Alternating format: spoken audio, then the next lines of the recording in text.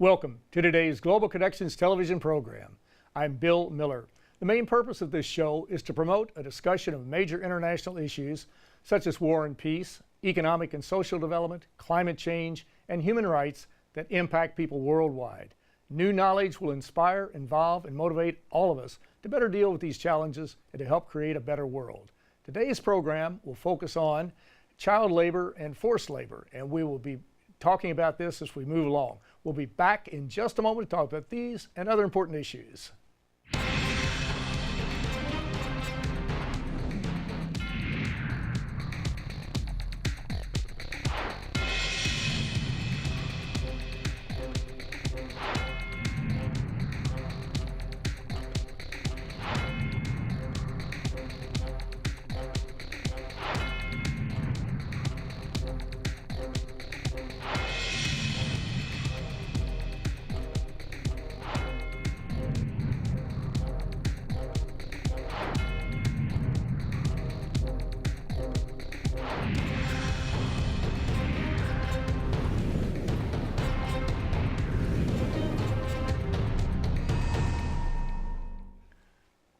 Welcome back to our program. Today we're going to take a look at the International Labor Organization, one of the United Nations specialized agencies, to see what it's doing to help reduce this problem of forced labor and child slavery.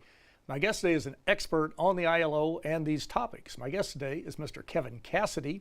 Kevin Cassidy is the Senior Decent Work Specialist and External Relations Office in the International Labor Organization's Office for the United Nations in New York. Kevin Cassidy, welcome to today's Global Connections program. Thank you, Bill. I appreciate you being with me today. Kevin, we're going to get into these very important issues, but let's talk a little bit about the International Labor Organization. It was formed in 1919, right after World War I. What was the basic goal? What's the basic mission of the ILO? Now, the ILO is based on the premise that everyone should have access to social justice. So it's about rights in the workplace, it's about conditions of work, but it's to ensure that people choose their work freely, that they're not forced into labor circumstances where their efforts, their energy, their intellect is being monetized, but they're not fairly sharing in the profits that are generated. So it was meant to look at equality in the workplace and writ large in society, because what happens in the workplace will inevitably spill over into the social sphere. Exactly. You're one of the very rare, you're a rare agency in many respects, but one of the reasons is because you have a tripartite arrangement whereby you have the employers, the laborers, and the governments involved in the whole collaboration process. Why is that unique and why is it important? Right, as you rightly state, the ILO has that tripartite structure, so distinguished from all other UN agencies, which primarily deal with governments. The rationale for that is that you had to have the actors of the real economy. You had to have the employers, because the employers are committing their funding, their energy and industry, their workers as well.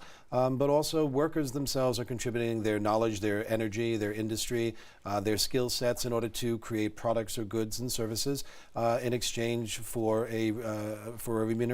So you have to ensure that both sides of the equation work well, and the only way to do that is really to get people to sit down and speak about these issues. So one of the foundational elements for the ILO is what we call freedom of association, collective bargaining.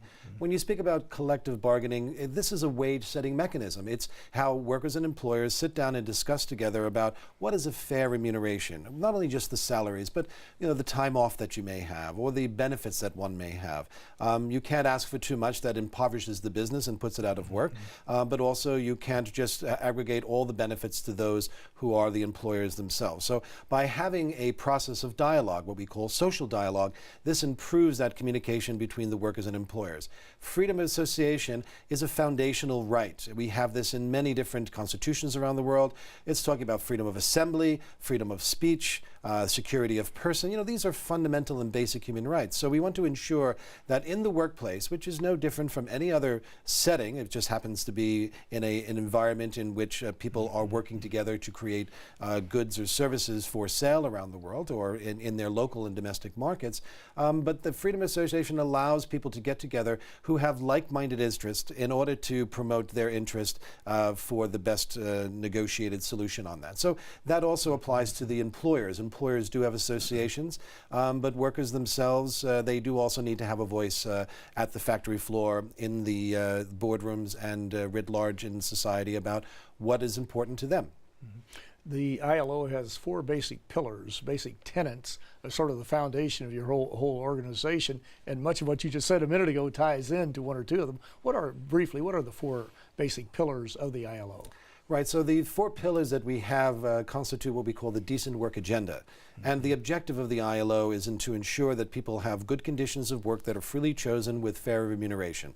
So that decent work agenda, as you rightly mentioned, have the four pillars. The first one are international labor standards. The ILO is a normative agency. We've created standards since 1919. Our first convention is on hours of work. Before that, hours were as long as an employer wanted you to work, and sometimes to the detriment of the worker. This also includes conditions of work. You know, are people who are working in mining, do they have time off? Do they have access to equipment that allows them to breathe better without contracting diseases on the job? It could also be in a factory that you have people who are working today, you know, the just-in-time management and lean management systems where you have people who are working very hard. How do you create breaks for people so that they remain sort of productive as well as competitive as well too? So international standards are really quite important. The second element of that is job creation. It's not just about the quantity of jobs, but the quality of jobs. You know, no one wants to be in a job that they're not, they don't feel that they are respected, that they are not shown dignity in the workplace, and that what they bring in terms of their skills and talents are not valuable to the organization. So in order to create jobs, you have to create those quality jobs. So job creation is very, very important. Full employment is a job not only for the businesses themselves, but governments around the world. Any politician looking for office is going to say we want full employment, which is in fact an objective that the ILO does pursue. In addition to that, you have what we call social protection. Now, social protection is a very long string of benefits that people receive. This could be, in the United States, people talk about Social Security, or you talk about nutritional supplements for children, and so social protection is a range of services that are provided to a citizenry to ensure that people do not fall into abject poverty. As I mentioned, it could be conditional cash transfers for poor families so that their children have the nutrition that is necessary for them to become functioning adult children, and then adolescents, and then adults as well too.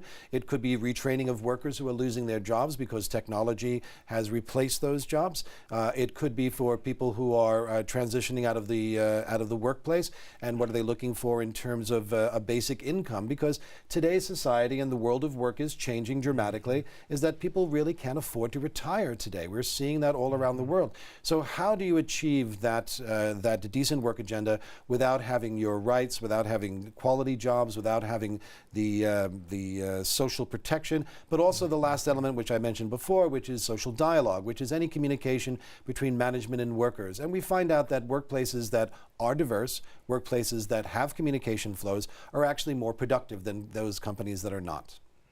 Every one of the items that you mentioned is so important. It's absolutely critical to people in the United States and all around the world. I'm at a loss as to which one to start on, to be quite honest, because they are so very, very important. You were talking about creating meaningful, productive jobs, that type of thing, and to make sure that these people who are working in these positions do not become exploited, that they do earn a fair, commensurate sum for the work that they're doing, that type of thing. How do you work with it seems like lately there's been more of a discussion of how can we weaken labor laws? I hear that in the United States. I hear politicians saying that. I hear it in other countries too, saying, well, we have to compete. We have to compete with Vietnam, or we have to compete with Bangladesh, or whatever the case might be. But it seems like what they're saying is that they're trying to weaken these laws, pay people less money for what they're doing, have fewer protections for them, and really almost have a race to the bottom to see if they can basically gut these laws and to make them counterproductive for the laborers. How do you work to overcome that? Yeah, it's an interesting question, and I think this is something that is at the heart of the work that we're doing today. As we mentioned, you know, decent work is the objective of the ILO today, and decent work is not just a concept, but through our almost 100 years of experience, we realize that by having people who are treated fairly in the workplace, they become not only more productive, but they also are more loyal to the company itself. So they're going to be working harder for that. We have now a change in terms of investment horizons, for example. So shareholders want to have not a 12-month or an 18 or a 24-month return on their investment. They want 3 months or a 6-month or an 8-month return on that. Now, we find that to be a little bit, shall we say, too aggressive, because it does take a while for businesses to sort of develop their product markets, to get a market share for themselves that distinguish them. So when we start to talk about what is fair in the workplace today and how to create better jobs for people, we have to look at a give and take on both sides. We do find that there is a multiplier effect, for example, for people who are at either a poverty level or above, that every dollar that they receive, that there is an incentive of $1.37 or a multiplier effect. So it creates and generates more demand for goods and services. When you're giving people who are wealthy an extra dollar, there's only a multiplier of 39 cents, because most of that money will go into investment instruments, because they've taken care of the basic goods, their housing, their food, their travel, money for the day to buy goods and services. So when you actually pay people better, that money goes right back into the economy. That generates more economic opportunity, which then increases the economic growth in that particular country. So if we look at it from a larger perspective, rather than just saying, how do my shareholders earn more money today, how does the society grow together? Because once society starts to slip, once the aggregate demand goes down, and we have seen that since the 2008 crisis that has taken place, that the demand has gone down. When demand goes down, employers can't make more goods and services. They then will lay off workers, they will cut their production lines, and then hence you'll fall into recession. So we see this trick that's going on right now, where people are trying to say, well, it's about earning as much money as you can. Well, that's true. I think we all want to earn as much money as we can. Exactly. And if you are contributing your energies, your industry, your skills, and your talents, you want to be treated fairly within that workplace. So I think we have to look at this over the long term, because decent work is not just something that happens of its own volition or out of economic growth. There have to be standards in place, which means there are regulations and there's oversight, and this is happening all around the world. So, with the global supply chains and that discussion, this is where we see a lot of people trying to evade maybe some of the regulations. But also, I think, and let's be honest, there are some very good businesses out there who want to do the right thing, and they go into these jurisdictions that have weak governance. They have very weak regulations and very lax enforcement, because they can't afford that. And we see what the results of that, disastrous effects, whether it be in Bangladesh, in the factories that are collapsing, or the third and fourth or fifth tiers of global supply chains, where child labor and forced labor could creep in. So we have to be attentive to those issues. Well, you're watching Global Connections Television, which is a privately financed, independently produced program. The opinions expressed on Global Connections Television are solely those of the moderator and his guest.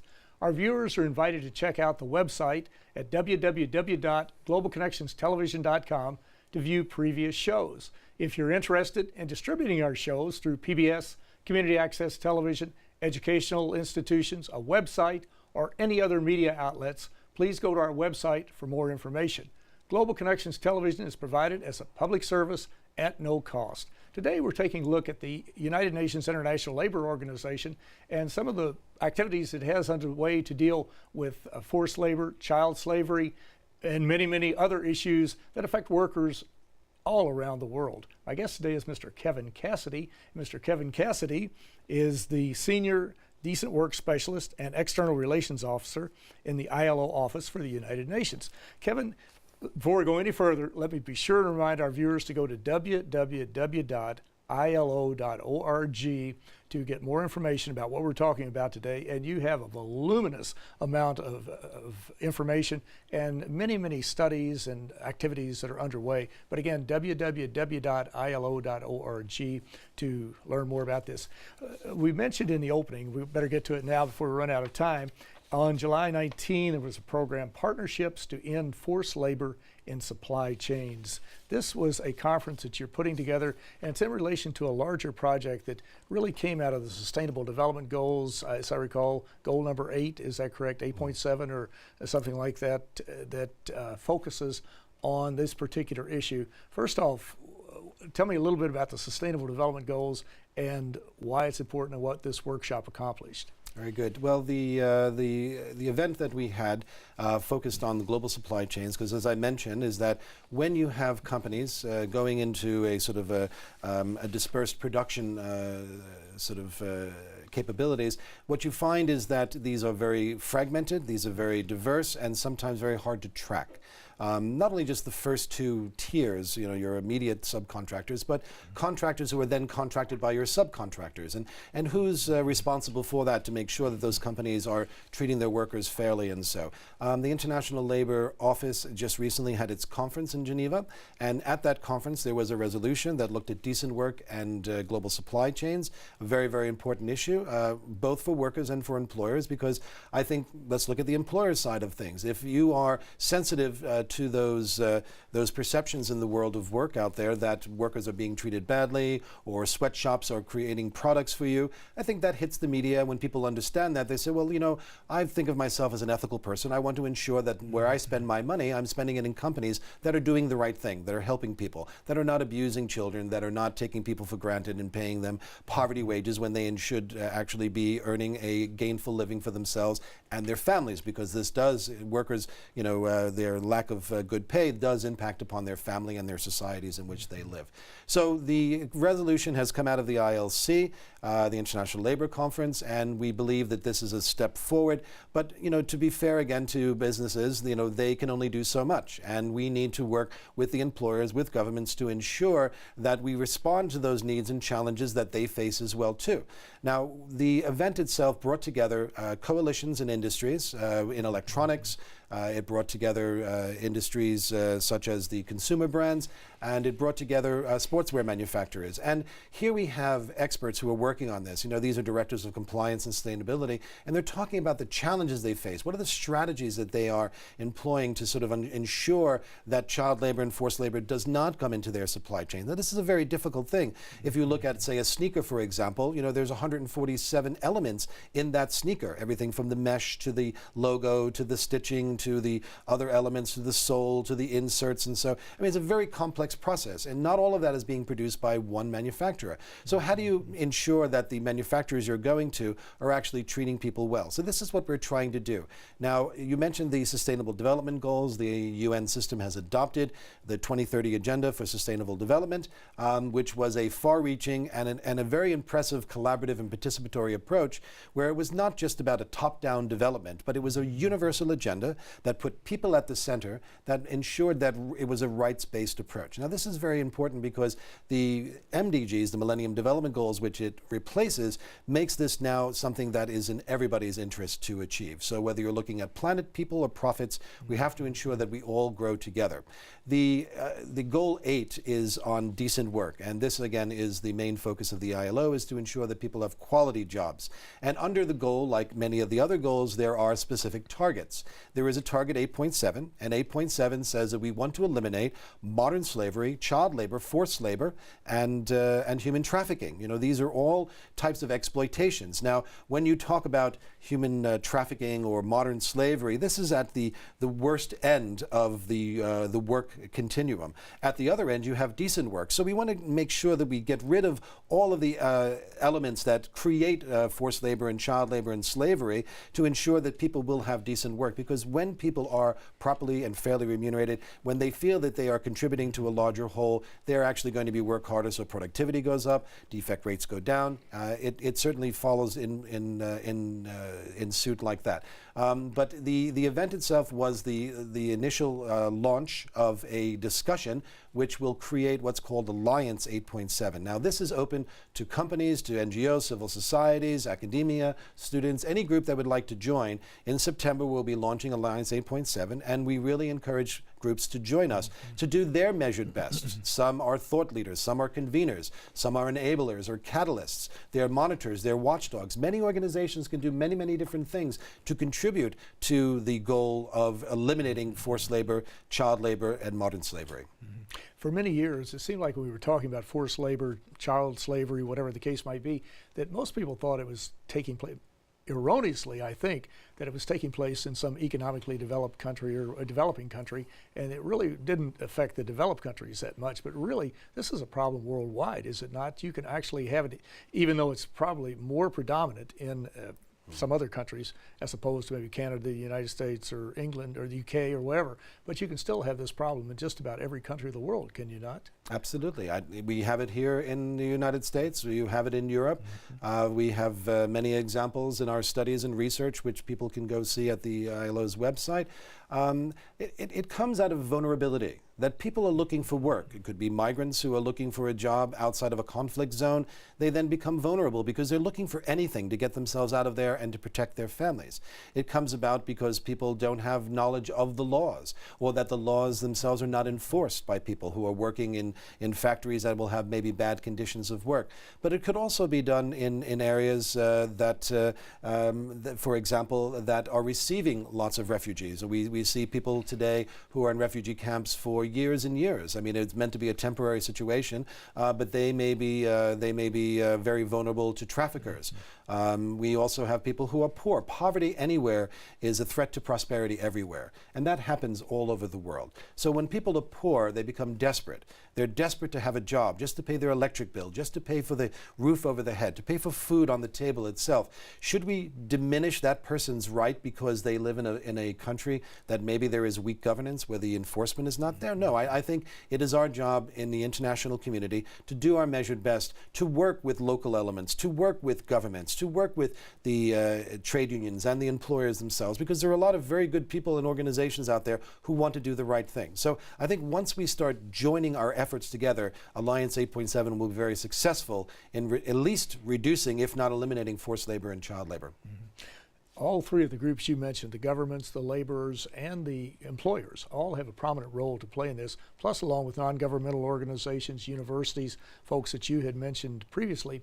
Do you find that there's more of an interest today? Is there more of a corporate social responsibility amongst employers, amongst other groups? They're thinking more about these issues as opposed to maybe 15, 20 years ago that they looked at them, but they didn't think they were quite as serious as they are today. Yeah, I think the interest is growing. I mean, corporate social responsibility was something that had come up, a decade and a half ago, in an attempt by businesses to sort of show that they're doing something to look more at the social side. Now, when you mentioned SDGs, and this now reflects back on society writ large, is that you have an environmental pillar, you have an economic pillar, and you have a social pillar. These have to be all taken together. These are very, very important strands in which we have to focus on. So you mentioned before about, if we're going to these places and maybe they're looking to make more profit, how do we strengthen those pillars in those countries? Because if in fact you want to go to a new country and start up a new operation, I mean, you would also want people to be buying your goods and services. Wouldn't it be great if they could actually afford to buy those goods and services? So you're creating and generating economic opportunity. And so when someone says that they cannot, follow the regulations because they would put themselves at a disadvantage, I would say look at the countries that are roaring ahead. You look at the Scandinavian countries. You look at many European countries, even the United States, where we have very, very high labor standards in place, that those countries are very competitive worldwide. So anyone who tells you that they're doing this because their shareholders are asking for them to generate more funds don't understand the full length and the consequences of not doing the right thing.